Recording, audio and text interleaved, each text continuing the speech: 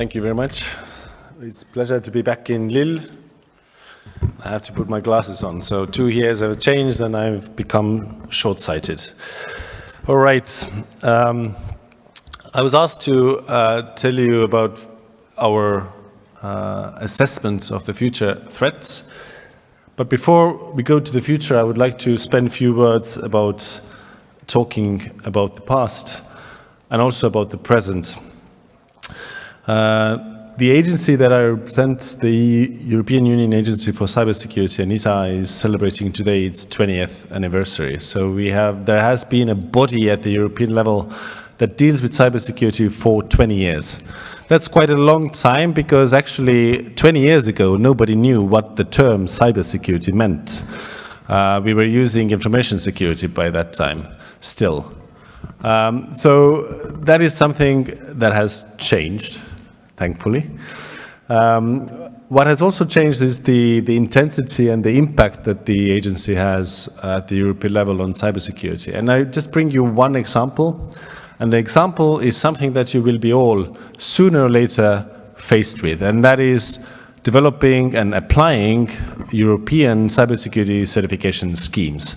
In the past 5 years, the agency has been busy developing these schemes. We've been asked by the Commission to develop the first scheme on common criteria, and the second scheme on cloud, and the third scheme on 5G. One of the winners actually name dropped our next task, which is the e-wallet at the European level. And the heart and soul of these schemes is of course bringing the European expertise together, making sure that these schemes, which will be supplanting the national cybersecurity certification schemes, are understandable, they are usable, and they actually make cybersecurity better. The heart and soul of the team in InCyber who has been dealing with this sits here amongst you.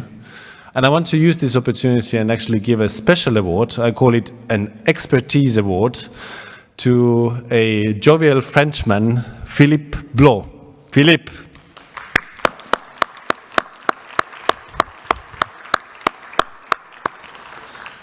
For his expertise and agility and endurance, because it has been taking us quite a long while to get the schemes out, but as I said, the first scheme is out now.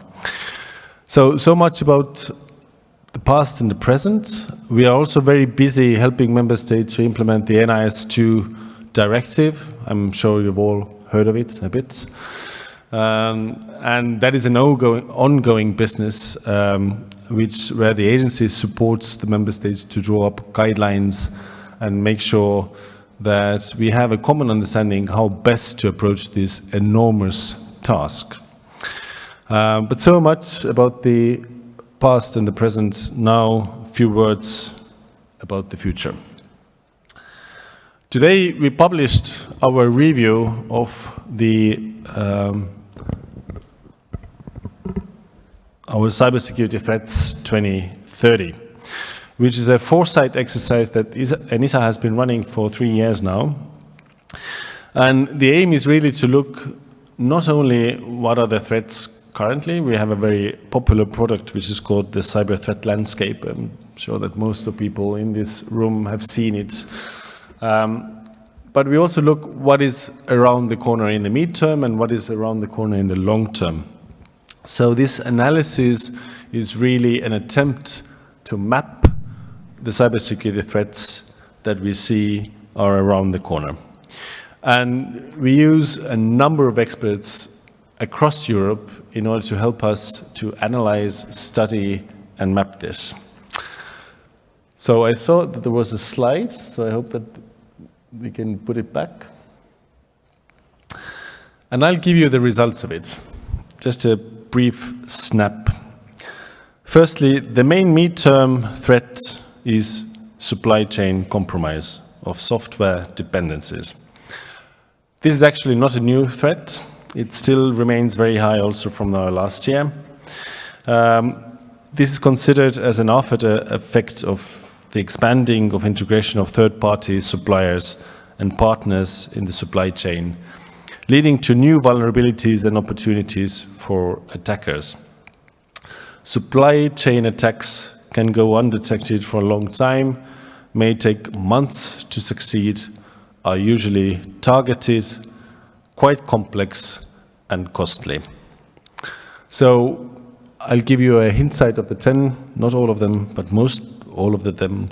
You see also AI, but I will not be spending too much time on this. A notable change in the top 10 threat list, and actually a biggest surprise for me, is that the skills shortage has moved to a second place. The shortage of skills, the skills gap was already marked down as a threat by cybersecurity specialists and experts 3 years ago, and 2 years ago, and a year ago. However, the fact that it has moved higher took us quite by surprise. We need highly skilled professionals with specific expertise to effectively protect against and mitigate the risks. While efforts have been focused on fulfilling the skill shortage challenge, organizational willingness to develop talent and bridge the educational gap remains a huge concern and a growing concern in cybersecurity. ENISA has tried to step in and help. We have developed the European Cybersecurity Skills Framework, which has the potential to help bridge the cybersecurity skills gap by providing a standardized framework for identifying, developing, and certifying cybersecurity competencies across Europe. The exploitation of unpatched and out-of-date systems is a new addition to the future threat lists. Managing vulnerabilities and ensuring patches are available protects the end users and helps to ensure security is applied across the whole life cycle of any product. The 2022 edition of the ENISA Cybersecurity Investments Report found that 46% of essential services entities falling under the NIS directive, it takes more than 1 month to patch a critical vulnerability. More needs to be done when it comes to managing vulnerabilities. To this end, ENISA is building a European vulnerability database for publicly known vulnerabilities in ICT products and services. The NIS2 directive establishes a basic framework with responsible key actors on coordinated vulnerability disclosure for newly discovered vulnerabilities across the EU. I mentioned we are busy implementing this now. The combination of national and EU efforts will form the basis for a mature vulnerability disclosure ecosystem within the EU. And the Cyber Resilience Act, which just recently the co-legislators at the EU level concluded, will bring a new element into the play, namely the notification system for actively exploited vulnerabilities. The threat of cross-border ICT service providers as a single point of failure has climbed to the 6th place of our top 10. This is due to growing concerns on the potential threats that can emanate from the growing ICT interconnectedness in critical infrastructure between EU member states.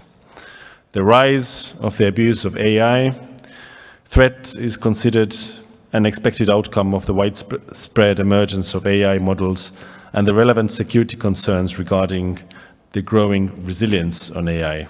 The rapid developments in AI include deepfakes, which are particular concern with the EU elections taking place in June of this year. For this reason, ENISA supported the EU member states in the NIS Cooperation Group to update the compendium on elections on cybersecurity.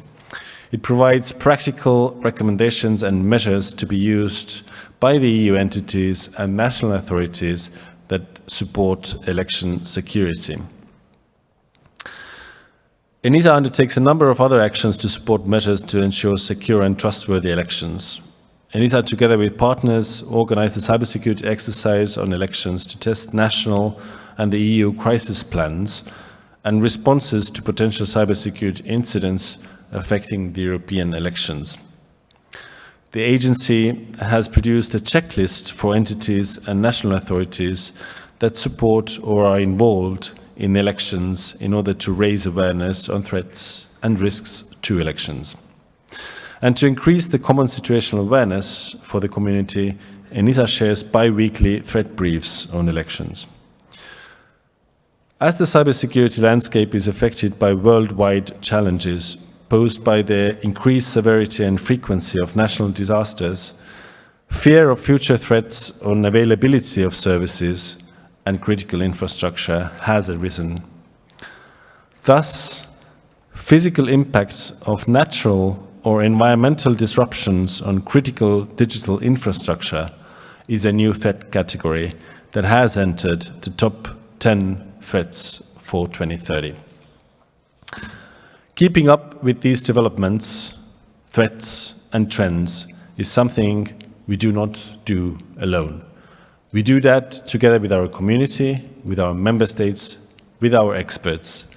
And I would like to take this opportunity to thank InCyber and the French partners and the European partners for the close collaboration in mitigating the risks and supporting the efforts towards a trusted and cybersecure Europe. Thank you very much.